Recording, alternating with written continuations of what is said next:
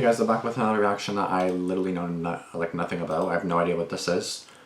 Top 10 facts, Freddy Fazbear by Smike. I've seen Smike videos in the past before. I just don't know anything about what he watches, and I don't know anything about Freddy Fazbear. I don't even know what the fuck that is. I looked it up just to see if I,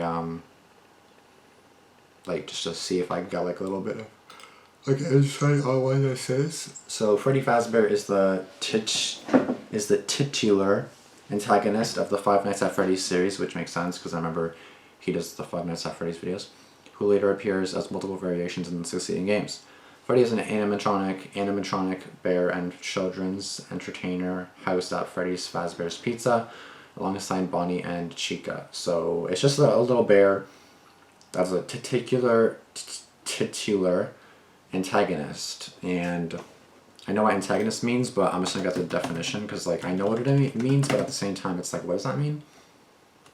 Antagonist. One that contends with or opposes another. So kind of like just like going like as someone going against someone else, I guess, is like what an antagonist is. So this video is like 5.5 minutes long, so not really much to watch, but we're gonna watch this. Wrong video I pressed. That one's an hour long. We're not watching that just yet. Hey, what is it?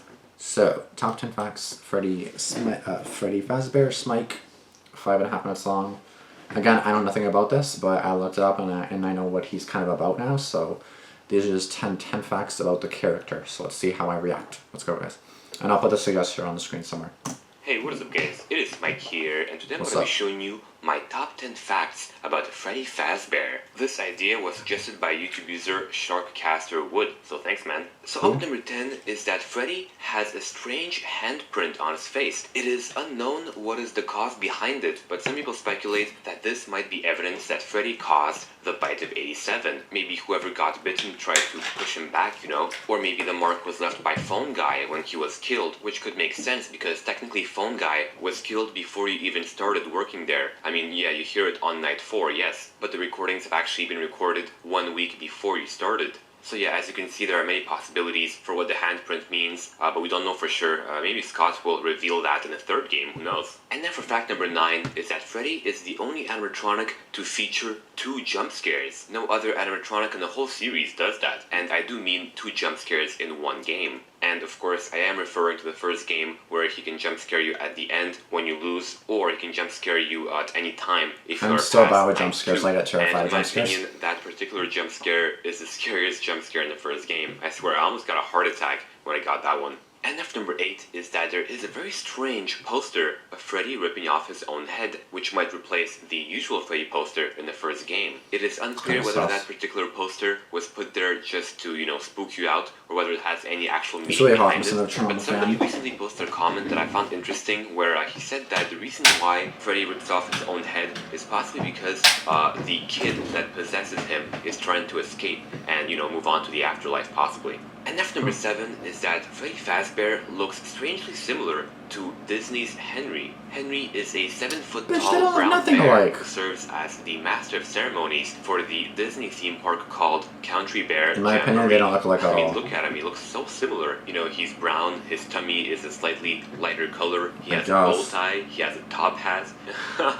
So yeah, I wouldn't be surprised if Freddy Fazbear was heavily inspired by Henry. And number 6 is that it is quite possible that the reason why Freddy Fazbear doesn't move in the first 2 nights is because he is studying the player the same way that a predator studies its prey before attacking. And then after the first 2 nights, he even sort of starts messing with you a little bit. It doesn't just directly attack you, you'll notice. And this sort of supports the fact that Freddy is pretty much the alpha male in the group, and he is the smartest, and he even likes to mess with you. You know, he doesn't just mindlessly attack you, you know, immediately when he sees you. The best example I have for this is, you know, at the end of the first game, when he could kill you really easily, he rather plays his music to, you know, tease you, and he only attacks after. And then for fact number 5 is that Freddy has more counterparts than any other animatronic. He has Toy Freddy, he has the purple Shadow Freddy, and finally he has the golden Freddy. This makes sense, of course, because he is pretty much the main antagonist. I mean, after all, the game itself is named after him. Of course, two of his counterparts are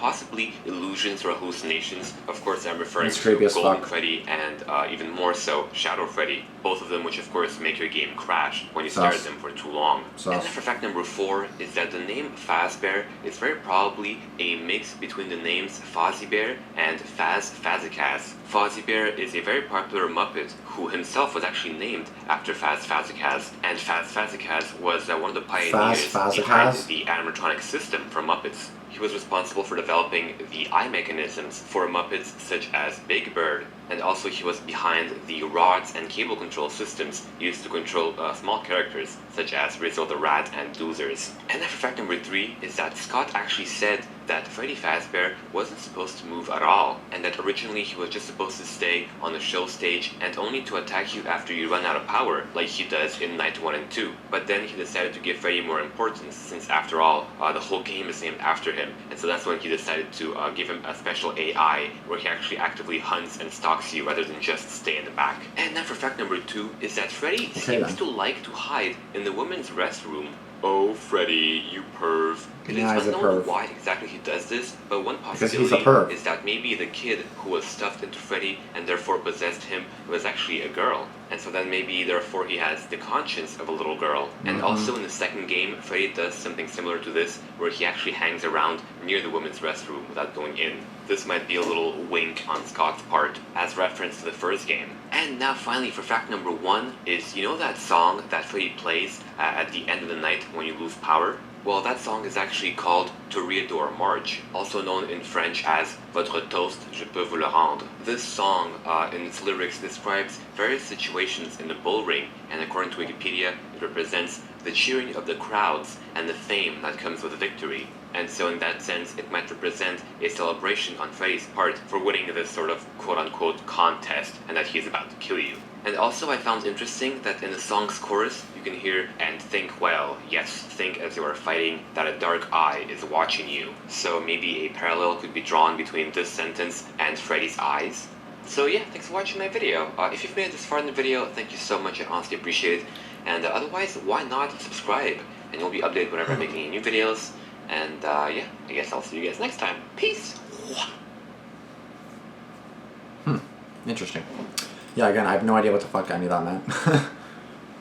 If you guys want, I can watch stuff that so in the comments, for example, ask me what I've played, what I've seen. So if you guys have a video about Family Guy, I know Family Guy. If you guys have a video about Stranger Things, Riverdale, so any kind of Disney shows or any shows that I would possibly like, or any games that I've played, you can you can suggest a video like this, and I can see top 10 facts about That's So Raven, or top 10 facts about. I played Euro Truck Simulator. If you guys want me to do a video on that, I don't fucking know. It's just where you drive a truck, but you know what I mean. That's just an example. So if you guys know any videos like that where I could watch something that I know more of, because I feel like these videos are fine, but it's I know nothing about it, so I can't really relate, and I feel like I need to relate better to make the reaction better. So if I'm just watching it totally clueless on everything, I'm just kind of oh, okay, cool. Then it just doesn't make any sense for me to watch it, and then I feel like my reaction's super boring, and then therefore you guys are not going to like it. So ask in the comments below what I've played, what I've seen, or if I've played a certain game, and then I'll tell you. I live under a rock, so a lot of games I haven't played, like this I haven't played. I've heard of Five Nights at Freddy's 1,000 times. I didn't even know there was a game to it.